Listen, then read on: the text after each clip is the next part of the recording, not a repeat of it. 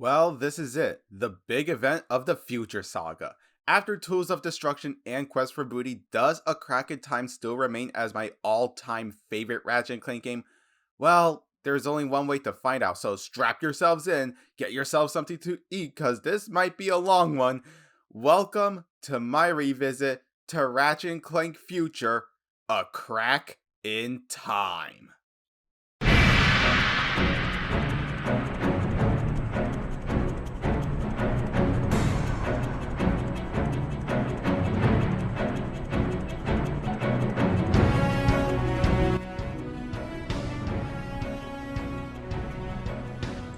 Enjoy the show.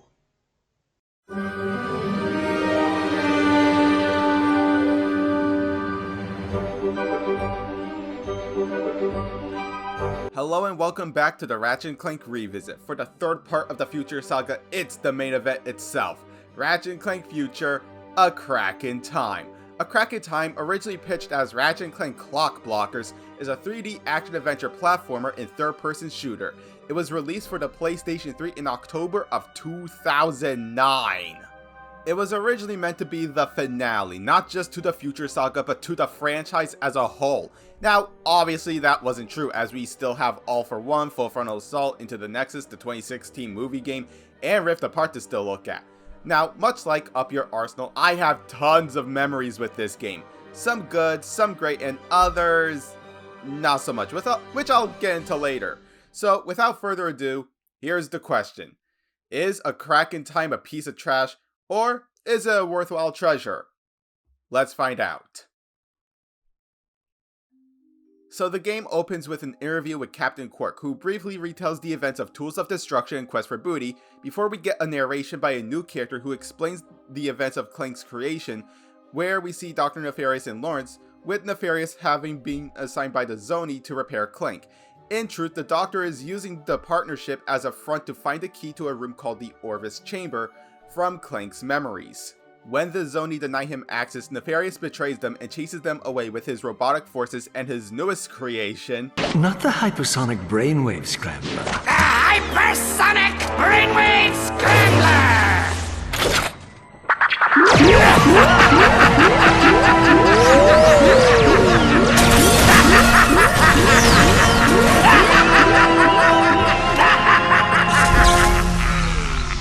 This inadvertently allowed Clank to escape, and we opened the game with a Clank section.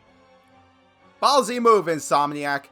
But he is eventually cornered by Nefarious, who reveals that he has been taken somewhere called the Great Clock, a Zoni construct designed to keep time and constructed in the exact center of the universe! Give or take 50 feet. yeah, what he said, before Clank gets immobilized by Lawrence. Now at the same time, Ratchet and Captain Quark are struck by a mysterious anomaly and crash land on the planet Quanos in their search for Clank. It's here where we get a new item in the form of the Zoni vessel, so we could capture them. Why can Ratchet suddenly see them now? Well, I would like to believe that due to him being exposed to Zoni energy, it gave him the ability to see them much like Clank. More on that later. After leaving the temple where we got the Zoni vessel, we are introduced to Nefarious' personal assassin, Lord Flintlock, Vorsalon, voiced by David Bowe, who before this voiced the character Vice in Dirge of Cerberus, Final Fantasy VII. Now Vorsalon launches an attack on the planet's Fongoid population in search of someone named Alistair Azimuth, mistaking Ratchet for them. So in other words, Vorsalon pulled a gun in Sonic Adventure 2 and an Amy Rose in Sonic the Hedgehog 2006. Didn't know this illness can be transmitted to other games. After both Fongoids and Quark are captured, Ratchet repairs his ship with the help from the Zoni and journeys to Vorsalon's warship to rescue the hostages. Realizing that Azimuth could potentially be an ally, he decided to track him down. Now meanwhile with Clank, he is revived by Sigmund, the junior caretaker of the Great Clock, voiced by Deadpool and Nathan Drake himself, Nolan North. Now Sigmund helps Clank learn more about the clock's function to maintain temporal normality across the universe, and also asks for his help in repairing the temporal damage across multiple planets caused by Nefarious. Clank also meets Orvis, voiced by Mario himself, Charles Martinet, a Zoni and the clock's designer who converses with the robot as a digital program in his subconsciousness. He reveals that he is Clank's true creator and that he now leaves the clock in his care as an inheritance of sorts. Now with Ratchet, he ventured into the Vila sector and onto the planet Torin 4. With some intel from Quark, Ratchet manages to track down Azimuth, who is voiced by Joey D. Aria, who is revealed to be another Lombax left behind when the race fled Tachyon's vendetta against them, and was actually a good friend to Ratchet's father, Caden. Now, Azimuth guesses that Clank has been taken to the clock based on his own research, and the two Lombaxes decide to team up to find another Obsidian Eye in the hopes of being able to talk to Clank. This leads up to Axiom City, where it's revealed that an Obsidian Eye is located in Krell Canyon, located in the Korthos sector. But before Ratchet and Azimuth can go there, we have a boss fight against a VX-99 deployed by Vorsalon as an attempt to kill both of them, which obviously fails, and Ratchet and Azimuth jump to Korthos. Now, in the clock itself, Clank learns from an eavesdrop on Sigmund that the real Orvis disappeared 2 years ago after agreeing to meet with Dr. Nefarious on planet Xanathar. With Ratchet and Azimuth, when the two get to Korthos, they are stopped by the Valkyries. The trio consists of Libra, voiced by Fred Tatasciore, Karina, voiced by Kari Walgreen, I hope I'm pronouncing that name right, and Cassiopeia, voiced by Catherine Cressida. Again, I hope I'm pronouncing those names right. We fight and actually kill Libra due to this being a dogfight, but unlike going commando in the first game, the dogfighting is actually good and doesn't make me audibly groan. Now, whilst Ratchet and Azimuth are searching for the eye on planet Lumos, Azimuth hesitantly explains why he was indirectly responsible for the near extinction of the Lombaxes when he gave Tachyon their technology and thus was exiled for his crimes. The general plans to change what happened by using the clock to rewrite history, allowing Ratchet the chance to get his family back.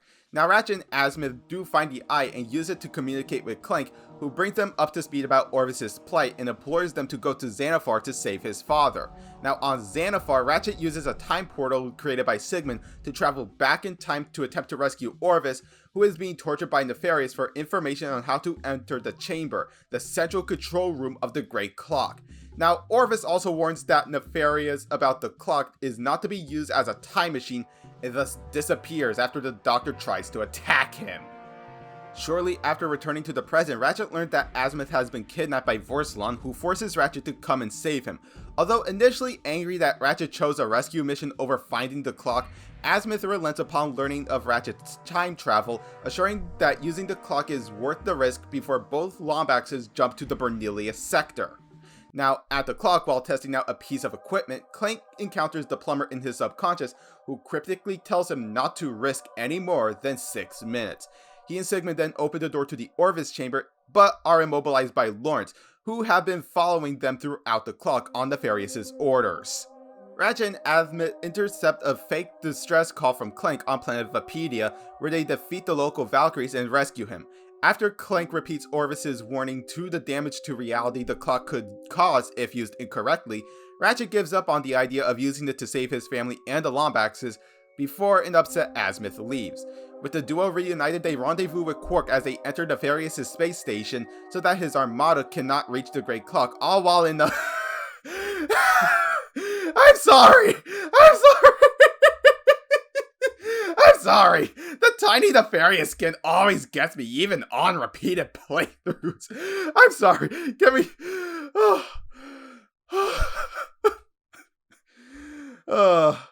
Okay. Okay, I'm better. Okay. Back to the story. The plan fails when they are confronted by the real Nefarious himself, who explains the plan to change time to make a perfect universe where villains always triumph over heroes as retaliation to his previous defeat. Nefarious launches Ratchet and Clank to the barren planet Morklon, located in the Corvus sector, so that they don't interfere with his plans. But with the help from Sigmund, they are able to use a time portal to secure a working ship that helps them return. Ratchet and Clank fight and seemingly kill Nefarious before narrowly escaping with the help of Azimuth, as the Doctor's malfunctioning ship destroys the entire station. Regrouping at the clock, Ratchet reveals that he intends to stay there to fulfill his father's wishes, to which Ratchet sadly agrees. However, Azimuth insists that they could still use the clock to save the Lombaxes, which Ratchet again refuses. Furious at being denied the chance by one of his own kind, Ratchet strikes and kills Ratchet. Ratchet dies! Clank races over to the Orvis chamber before remembering the plumber's device, and this time saves Ratchet as the duo race Alistair to the Orvis chamber again, but this time ending with Alistair activating a time shift to save the Lombaxes. As the clock begins to shatter around them, Ratchet injures Azimuth and inadvertently breaks the controls trying to stop the shift. Feeling remorse for risking existence itself to change the past, Azimuth manages to stop the clock from completely breaking at the cost of his own life. This moment right here, is the reason why Alistair is one of the most tragic characters in gaming. From meeting the son of his closest friend, to being blinded by rage, to this moment here, even at the cost of his own life. This is why I love this plot. But stick with me here, we're almost done. In the aftermath, Ratchet aids the Zoni in repairing the last of the damages and wishes Clank well as he leaves. However, realizing that Ratchet means more to him as family than his duties at the clock, Clank changes his mind and promotes Sigmund to senior caretaker, reuniting with his friend before he departs. A message from Orvis plays, encouraging Clank to do what he feels will make him feel whole, even if that means leaving the clock. In a post-credits scene, Quark is stranded in the debris of Nefarious' space station, desperately calling for help while his hungry pet Wargrok tries to eat him. Phew. And that was the plot. Just wow. Even over 10 years later, this is still my favorite plot to a Ratchet and Clank game. The cast, both returning and new, all did an amazing job as their respective characters, and it really does give that sense of finality to it as it was originally intended. As I said before, Alistair is one character that I instantly go to when it comes to tragic characters other than Dracula. Nefarious is just as hammy as ever. Ratchet, Clank, and Quark are all great. Literally everyone in this game are amazing to listen to. But, and this is a big but, if there is one criticism I have, it's with Vorsalon. I just feel like he was just like Vanny in Security Breach. Underplayed. His main character trait is just spouting random movie references. Hell, after you watch the post-credits scene, he even quotes the whole "I am your father" line from Star Wars. Quoting movies and making references to them isn't a character trait. Save it for Deadpool. But now, with the story done, let's move on to the gameplay. Gameplay of A Crack at Time has us take control of both Ratchet and Clank separately. Name of the game in Ratchet's case is the usual, though there are some new additions. In terms of when we actually play as Ratchet, the wrench throwing has seen a massive upgrade. Back then, Ratchet will just crouch and then we throw, but now we can throw it while moving, making combat flow incredibly great. Another fun addition is the use of the hover boots we get from Alistair on Torrent 4. The way how we use gadgets is by pressing the D-pad. Up for the swing shot, left is for the hover boots, right is for the Omni Soaker, which can suck up nectar, water, and oil, and down is for the time bombs. Okay, show of hands, who actually used the time bombs in combat? You're lying if you say you do! Much like in Tools of Destruction, the Rhino, this time the Rhino 5, is obtained by collecting the holoplants, in which there are 10 of them. Also like Tools, we give the holoplants to the smuggler in exchange for the weapon being built. And let me just say that this Rhino might be the best Rhino in the franchise. It's loud, it's proud, and when you pull the trigger, it plays the 1812 Overture for a 5-second loop. As for the ship, this is hands down my absolute favorite version of ship flying. It goes for like a semi-open world approach, which I think is an amazing approach. It's a shame that it was only used for this game. I would love to see this return in a future game. Speaking of which, there are optional challenge moves we can do for either more Zoni for upgrades for Aphelion, gold bolts, and new to this game, Constructo mods. There are only 3 Constructo weapons, those being a pistol, a bomb glove, and a shotgun. There are 21 in total, some of them hidden on planets or in plain sight.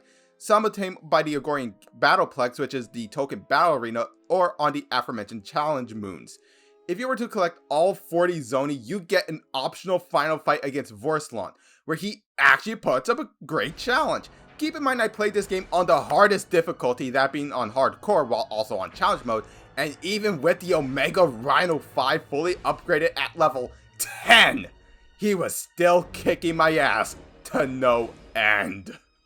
But once you do, you get to step on his head like the Drawface from Tools of Destruction, before the ship starts self-destructing. And let me just say, this has always been my favorite part of this final fight. It's like Vorsalon is just attempting to take you down with him.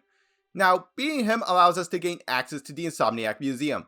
I never went over what the Insomniac Museum is, mostly because they are a bit hard to explain, but to put in short, it's a secret area modeled after the real-life offices at Insomniac Games at the time of each of the games. It started back in Going Commando, and they also feature cut content from each game. I always enjoyed exploring these, even to this day. It's a great way to learn about each game that's featured in. Now back to the aforementioned ship. They finally perfected what flying the ship in the franchise should be like. The perspective is that of a 2D plane, and thus combat is more fun and exciting, but also so much easier. As stated before, the more zoning you collect, the more upgrades a Philion gets, like new blasters or missiles, or better thrusters.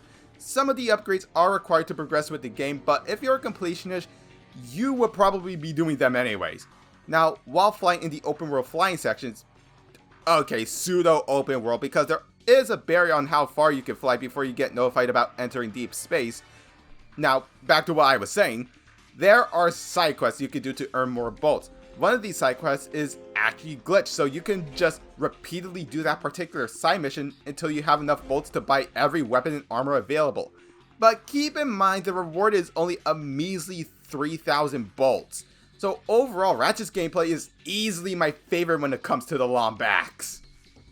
As for Clank, oh my god, they did it! They actually did it! They made Clank's gameplay fun and enjoyable! Clank's gameplay is legit my favorite in this game, on par with just exploring the sectors in the ship as Ratchet. Clank's gimmick are the time pad puzzles, which start out simple before evolving into something like this. And then later, if you go back to the previous sectors of the Great Clock, oh, you're gonna have to be a literal god at 4D chess if you want to beat these. Or just do what I did and use a guide. In addition to Clank's time pad puzzles is his first legitimate weapon, the Chrono Scepter. It's just a staff like Donatello's staff in Teenage Mutant Ninja Turtles on NES, but we have the ability to use time bombs. Now these actually have a use in Clank sections, since most of the time enemies tend to move away whenever you get close to them, like the Hypersonic Brainwave Scrambler. Okay, quick confession time. As a kid, like I'm talking really young here, I was scared shitless by this thing. But eventually I grew a pair and beat it. Was I still scared? Yes, but hey, at least it doesn't make a return. Hopefully. Now the Chrono Scepter can also reflect projectiles back at enemies, like a more lethal game of baseball. So overall, Clank's gameplay is fun, enjoyable, and it's so damn great! In terms of other bonus content, if you have a save file for Quest for Booty, you get the Pirate Ratchet skin, which is just Ratchet with a pirate hat on. There is a secret skin you can unlock by inputting the following code: up, right, down, left, triangle, square, X, circle, R3. Doing that unlocks the Broncho Ratchet skin. Visually, this still looks amazing for a 2009 PS3 game. Colors are vibrant, character models are great, and the pre-rendered cutscenes are some of the best the franchise has to offer. One detail I like about Ratchet is that in cutscenes, both in-game and pre-rendered, he wears this like base armor over his actual armor. That is something I really like. As for OST, this is also amazing. Some tracks can be tranquil like Gimlick Valley, and of course the radio stations while we're flying. With a press of the D-pad, we could tune into Deep Space Jams, House of Synth, Polaris Classical, and Pirate Radio. And they're all great to listen to. So, let's recap. I loved the story and gameplay. Visually it held up incredibly, and OST is also pretty good. So here are my closing thoughts. Overall, I still love A Crack in Time, from the story, the voice cast, the gameplay.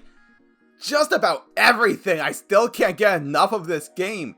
There's a reason why I will always consider this as my all-time favorite Ratchet and Clank game.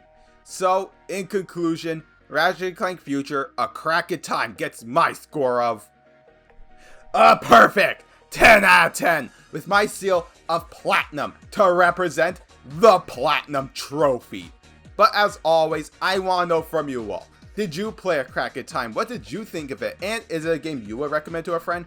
Leave your answers and more down in the comments. Give this video a like if you enjoyed it, and while you're here, consider subscribing and turn on the bell to be notified whenever I make a new video. As always, my social media links are down below. I've been Horror Kid, and next time when we venture back into Ratchet and Clank, we're looking at Ratchet and Clank All for One. Till then, I will see you all in the next video. Take care, everybody.